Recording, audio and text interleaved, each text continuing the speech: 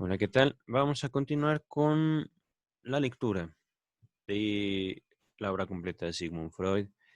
Estamos en el volumen 2, Estudios sobre la histeria, y hemos llegado ya al primer texto que tiene por título sobre el mecanismo psíquico de los fenómenos histéricos o comunicación preliminar. Este texto fue escrito por Joseph Breuer y Sigmund Freud en 1893. Junto al título, James Strachey nos hace una observación. ¿Corresponde a la llamada que aparece en el título? Ok. Según lo explica la nota al pie del prólogo a la primera edición, este primer capítulo había aparecido primitivamente en 1893 como un trabajo separado. Fue reimpreso no solo en el presente libro, sino también en el primer volumen de la recopilación de escritos breves de Sigmund Freud titulada Sammlung kleiner Schriften zur Neuroscienz. No, Neurosenlehre. Disculpen mi alemán, vamos a continuar, ¿sí? En este último caso se añadió la siguiente nota. Impreso también como Introducción a Estudios sobre la Histeria en 1895, obra de la cual Joseph Breuer y yo desarrollamos las concepciones aquí expuestas y las ilustramos mediante historiales clínicos. Ahí finaliza la nota al respecto del título. Le repito, sobre el mecanismo psíquico de los fenómenos histéricos, comunicación preliminar. Ahora, este texto tiene varios capítulos. En general, no es un texto tan largo, pero para que no se nos haga pesada la lectura, voy a dividir el texto por capítulos, ¿vale? Para que así podamos tener acceso al desarrollo que hacen aquí tanto Sigmund Freud como Joseph Breuer. Entonces, este capítulo 1 reza: movidos por una observación casual, desde hace una serie de años, investigamos en las más diversas formas y síntomas de la histeria su ocasionamiento, el proceso en virtud del cual el fenómeno en cuestión se produjo la primera vez, hecho este que suele remontarse muy atrás en el tiempo. En la gran mayoría de los casos no se consigue aclarar ese punto inicial mediante el simple examen clínico, por exhaustivo que sea. Ello se debe en parte a que suele tratarse de vivencias que al enfermo le resulta desagradable comentar, pero principalmente a que en realidad no las recuerda y hartas veces ni vislumbra el nexo causal entre el proceso ocasionador y el fenómeno patológico. Casi siempre es preciso hipnotizar a los enfermos y en ese estado despertarles los recuerdos de aquel tiempo en que el síntoma afloró la primera vez. Así se consigue evidenciar el mencionado nexo de la manera más nítida y convincente.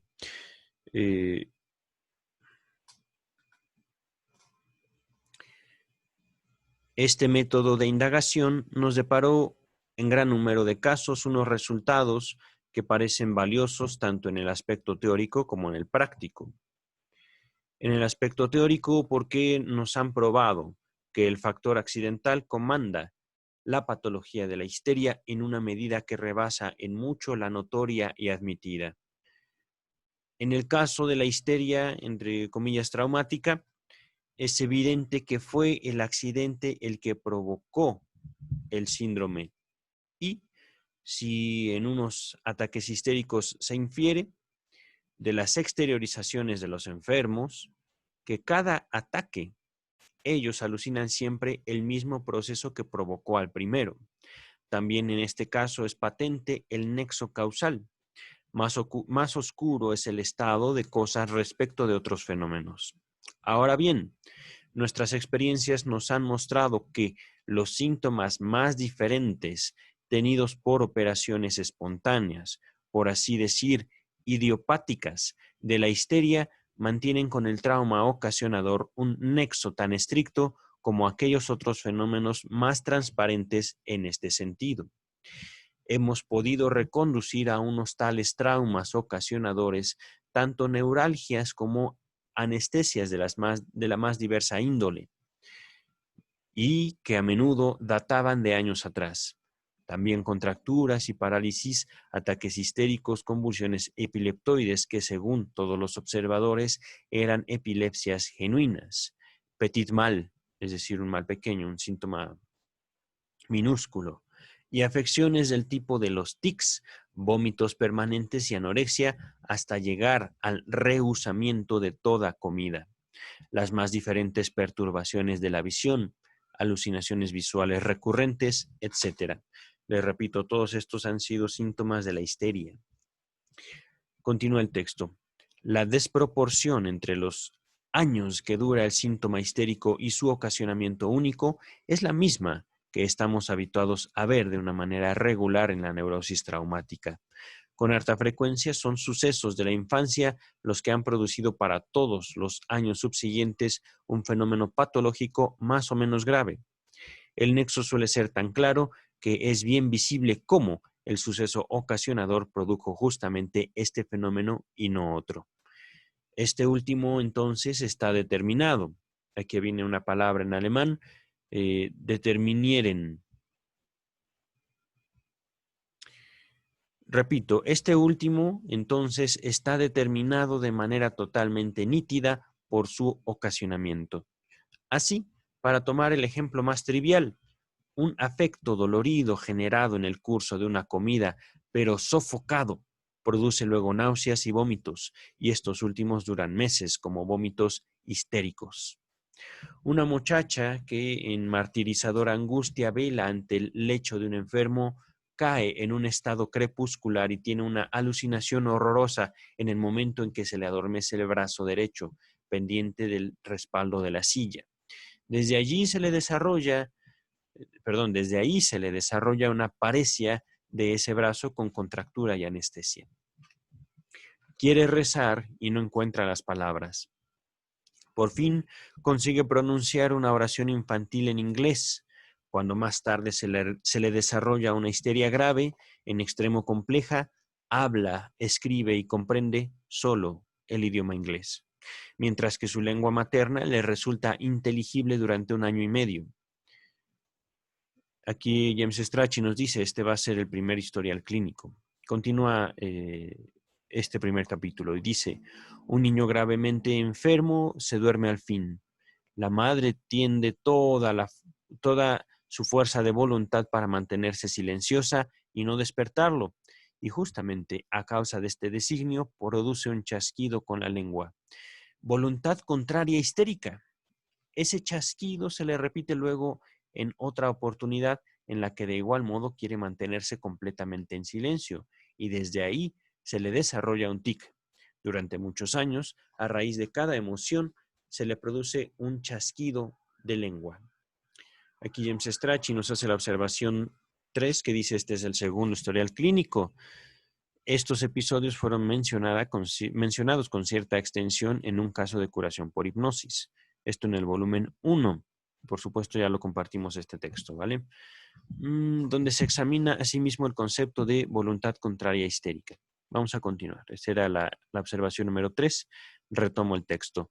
Un hombre de elevada inteligencia asiste a la operación a que es sometido su hermano. En estado de narcosis le estiran la articulación anquilosada de la cadera. En el momento en el que ésta cede con un crujido, siente un dolor violento en su propia articulación de la cadera, dolor que le persiste casi 1 año, etc. Antes de continuar con el texto, debo decir que todos estos son casos de histeria. Ajá. Todos estos muestran aquí, digamos, la sintomatología histérica. Son ejemplos muy claros de cómo puede observarse, considerarse qué ocurre en una histeria, ¿vale? Vamos a continuar con la lectura. En otros casos, el nexo no es tan simple. Solo consiste en un vínculo, por así decir, simbólico entre el ocasionamiento y el fenómeno patológico, como el que también las personas sanas forman en el sueño. Por ejemplo, si a un dolor anímico se acopla una neuralgia o vómitos al afecto del asco moral. Hemos estudiado enfermos que solían hacer el más amplio uso de una simbolización así. nota número 4 que dice, véase la descripción del caso de Casil M. Eso ya llegaremos. Vamos a continuar. Y en otros casos de un determinismo de esa índole no se ofrece al entendimiento de la primera intención. Entre ellos se cuentan justamente los síntomas histéricos típicos, como hemianestesia y estrechamiento del campo visual, convulsiones epileptiformes, etc. Nos vemos precisados a reservar para un comentario más detallado sobre el tema la exposición de nuestras opiniones sobre este grupo.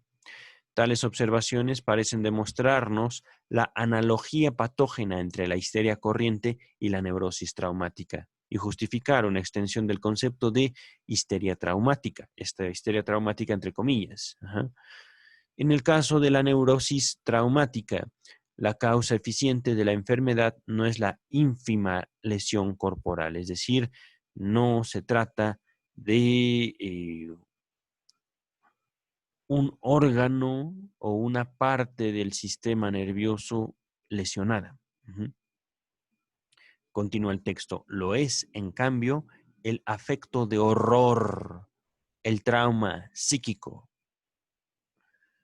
Aquí, antes de continuar con el texto, les sugeriría abordar los primeros textos que ya compartimos en este espacio. Se habla, por ejemplo, no de un trauma psíquico en cuestiones de dolor necesariamente, sino que incluso un trauma psíquico puede ser provocado por un gran placer. En general, el trauma simplemente se refiere a una huella particular, de particular intensidad. Vamos a continuar entonces.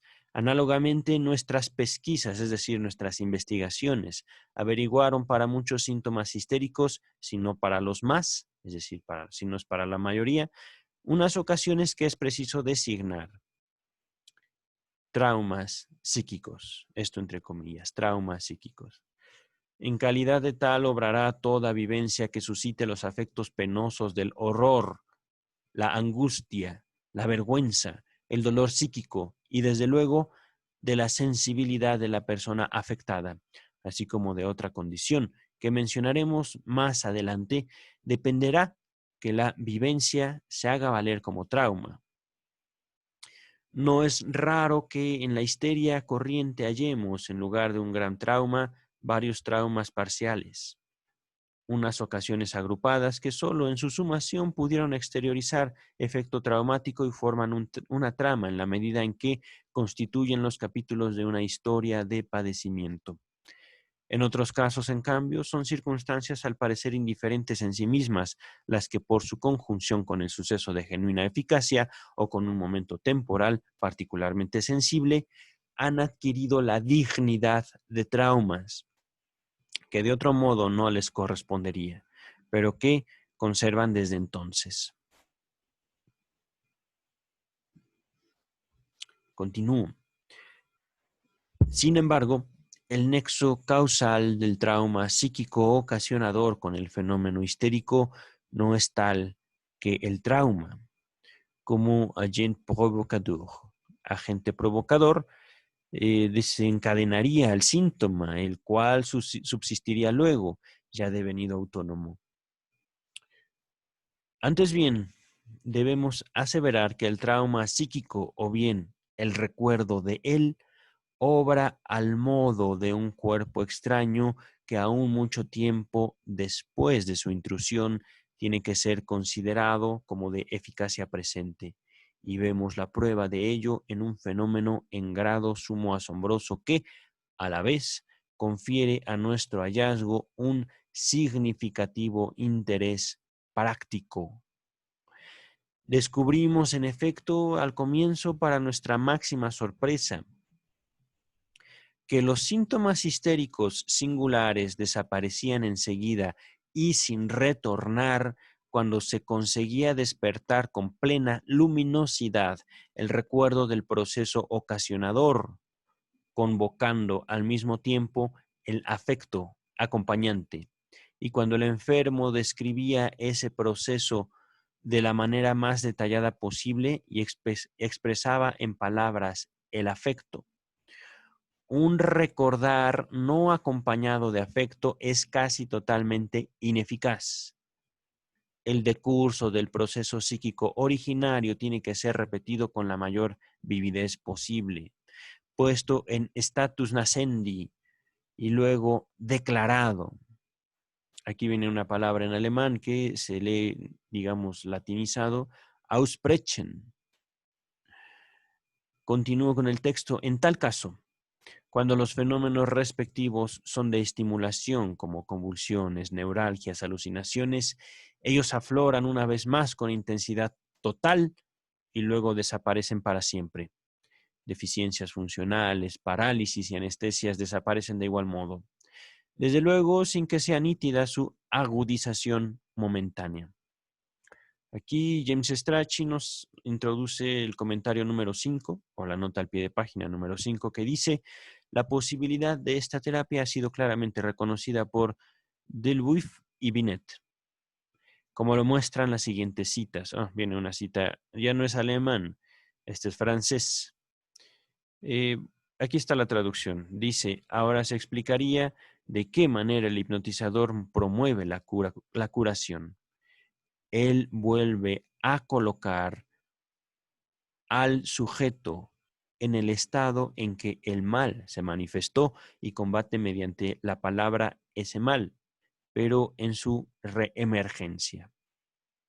Esta fue una cita del Buff de 1889 y viene otra cita. Voy a emitir el francés para no ponerme en ridículo más delante de ustedes, que dice: quizá se compruebe que reconduciendo al enfermo mediante un artificio mental al momento mismo en que el síntoma apareció por primera vez, se vuelva a ese enfermo más dócil a una sugestión curativa. Esta es una cita de Binet, hecha en 1892. Continúa James Strachey. En el interesante estudio de Pierre Janet sobre el automatismo psicológico, en 1889, hallamos descrita una curación de una muchacha histérica, obtenida por aplicación de un procedimiento análogo al nuestro. Entonces, miren, esta nota al pie de página no es de James Strachey, es de los autores, de Freud y de Breuer.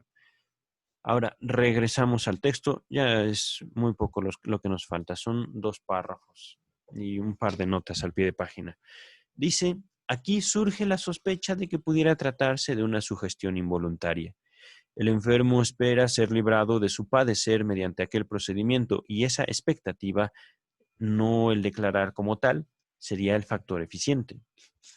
Sin embargo, no es así. La primera observación en que se analizó de esta manera un caso de histeria en extremo complicado, cuyos síntomas de causación separada se resolvieron también separadamente, data de 1881, vale decir, de una época presugestiva.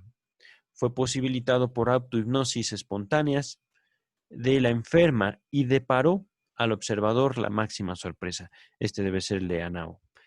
Pero ahí James Strachey, o bueno, se nos hace Ok, la observación número 6 simplemente dice que este caso está en la página 58. Es decir, vamos a llegar a él pronto. Continúa el texto y finaliza con el siguiente párrafo. Por inversión del apotegma, viene en latín ahora, y lo voy a traducir. Cuando cesa la causa, cesa el efecto. No quiero yo leerlo en latín, por favor, no me obliguen. No me voy a obligar yo a mí mismo. Continúa entonces y retomo. Por inversión del apotegma, cesada la causa, cesa el efecto, tenemos derecho a concluir que de estas observaciones que el proceso ocasionador produce efectos de algún modo durante años todavía, no indirectamente por mediación de una cadena de eslabones causales intermedios, sino de manera inmediata, como causa desencadenante, al modo en que un dolor psíquico recordado en la conciencia despierta suscita en un momento posterior la secreción lacrimal. El histérico padece por la mayor parte de reminiscencias. Y esta es una palabra que me remite mucho a mi formación como psicoanalista. Y aquí finaliza, debe ser, no sé si sea una nota de James Strachey o de los autores, que dice: no nos resulta posible distinguir en el contenido de esta comunicación preliminar qué parte es nueva y cuál se encuentra en otros autores, como Moebius y Strompel, que han sustentado parecidos puntos de vista respecto de la histeria. Hemos hallado la máxima aproximación a nuestros desarrollos en materia teórica y de terapia en algunas puntualizaciones de Benedict publicadas en forma esporádica. Aquí viene una cita de Anderson en 1962. Nos ocuparemos de ella en otro lugar, es decir, en la página 221, nota número 14. Y aquí finaliza este primer capítulo. Estamos en este momento en la página 33 del segundo volumen. Vamos a suspender aquí para no hacer demasiado pesado este video y este abordaje que hacemos sobre el mecanismo psíquico de los fenómenos histéricos, o bien también conocido como la comunicación preliminar. Gracias.